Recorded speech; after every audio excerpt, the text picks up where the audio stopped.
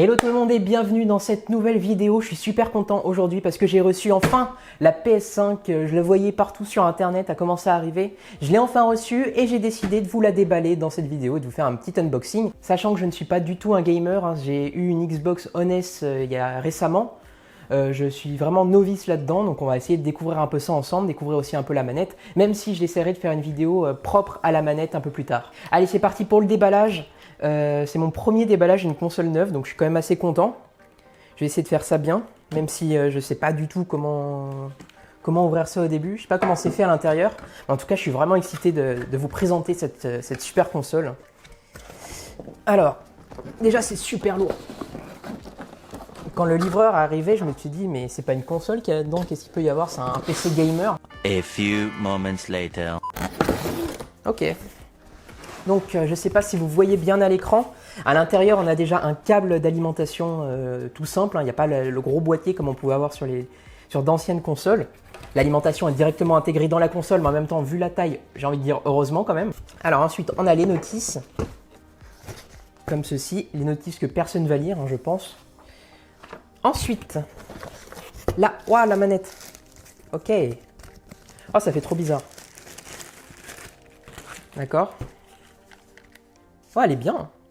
Moi, elle me rappelle, enfin, quand je la tiens, par rapport aux manettes de PS4, moi, elle me rappelle vachement la manette de la Xbox. Alors, peut-être que je dis n'importe quoi, mais niveau texture, prise en main, enfin, je trouve qu'elle est un peu plus grosse déjà. Bon, après, il y a les DualShock, là, comme on dit. Mais waouh, ça fait bizarre. J'ai hâte vraiment de la tester, hein, Je mets ça de côté pour l'instant. On va enlever ça, je sais pas. Hop. Ah, j'ai oublié quelque chose. Qu'est-ce que c'est? C'est quoi? C'est la base? Je crois que c'est la base. D'accord. Ouais, c'est ça, c'est le socle. Donc c'est avec ça qu'on va pouvoir la poser parce que vous allez voir, vu la taille, j'ai hâte de voir ça d'ailleurs. J'ai jamais vu en vrai, hein, même dans un magasin, n'importe où. En même temps, en ce moment, c'est un petit peu compliqué.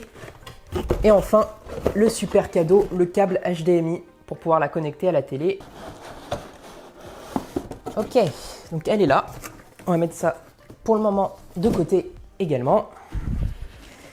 Mais elle est énorme, c'est incroyable. Franchement, je pensais pas du tout qu'elle était aussi grosse en vrai.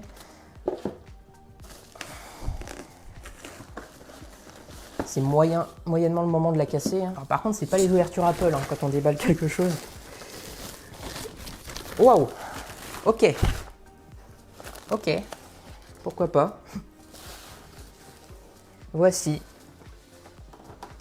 en pas du tout exclusivité, la PS5.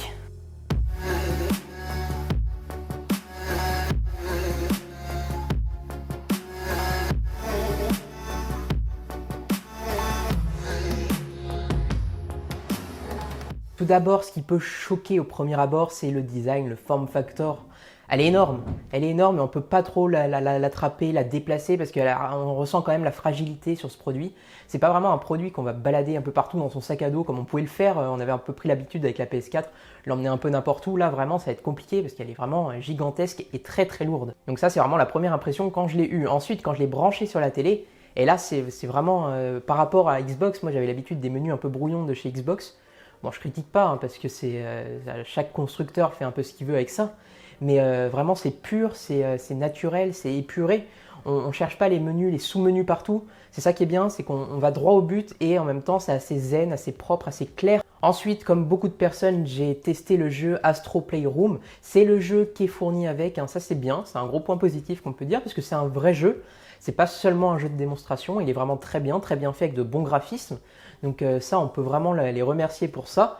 Et ça permet aussi de découvrir la manette. Et là, parlons-en un petit peu, même si j'essaierai d'y revenir dans une vraie vidéo pour parler de la manette. Eh ben, franchement, elle est vraiment excellente et vraiment, j'étais surpris dès que j'ai commencé à l'utiliser. Le système de vibration, le système haptique, la force sur les gâchettes, gauche et droite, ça c'est vraiment un gros plus et aussi c'est totalement nouveau puisqu'on n'avait pas ça sur les anciennes consoles. Je trouve qu'on est vraiment plus en immersion dans le jeu avec ça. Après c'est le jeu de démonstration donc il y a beaucoup d'effets, j'ai pas testé d'autres jeux pour le moment mais vraiment on rentre dans le jeu avec ça, il y a plein de petits effets, les effets de matière aussi, les effets de texture, quand on marche sur la neige, quand on marche dans l'herbe, sur du béton, enfin n'importe quoi, on ressent dans la manette vraiment la texture et le cerveau assimile vraiment les petites vibrations qu'on a dans la manette à cette texture-là. Donc on est vraiment plus en immersion, un peu comme au cinéma 4DX. Je sais que la Xbox, la manette est à pile. Là, on a une manette qui se recharge en USB type C, donc c'est vraiment un point positif pour moi en 2020 d'avoir une manette qui se recharge et pas devoir changer les piles à chaque fois, même si je sais que chez Xbox, il existe un petit adaptateur pour recharger la manette. Ce qu'on peut lui reprocher en revanche, comme beaucoup de consoles pour l'instant, c'est le prix des jeux qui sont vraiment chers. Pour commencer, hein. Ok, on paye 500 € la console. Ça, je trouve que c'est un bon rapport qualité-prix parce qu'elle est très puissante. Elle fait quand même pas mal de choses que peut faire une box, puisqu'on a en même temps Netflix, on a Disney+, Apple TV. Donc elle pourra être multitâche. Aussi la version à 500 €, la version classique, hein, un lecteur Blu-ray. Là-dessus, ça peut quand même faire des économies pour celui qui veut acheter en plus un lecteur Blu-ray. Même s'il y a moins de réglages bien sûr sur la PS5, mais bon, c'est un bon début dans le milieu du Blu-ray. Et oui, le prix des jeux, 70 € en moyenne, 80 €, je trouve que c'est un petit peu cher. Il va falloir attendre que les jeux baissent un petit peu. Moi, je ne vais pas en acheter beaucoup. Voilà ce que je peux vous dire de cet avis à chaud, hein. Mis à part le design, le form factor qui est un peu discutable et qui plaira pas à tout le monde, cette PS5 est excellente et je ne m'y connais pas assez pour vous donner vraiment précisément des défauts. Donc je préfère en rester là pour cette vidéo. Donc vraiment abonnez-vous pour ne rien louper. Vous pouvez mettre aussi un pouce en l'air pour cette vidéo. Mettre en commentaire ce que vous pensez de cette PS5 si vous l'avez déjà reçue. Et ce que vous attendez de cette PS5 si vous ne l'avez pas encore reçue. Je sais qu'elle est un petit peu en rupture de stock en ce moment. Je vous mets aussi mon Instagram, le lien pour l'acheter quand elle sera disponible. C'est pas pour tout de suite à mon avis. Et moi je vous dis à très vite pour une prochaine vidéo.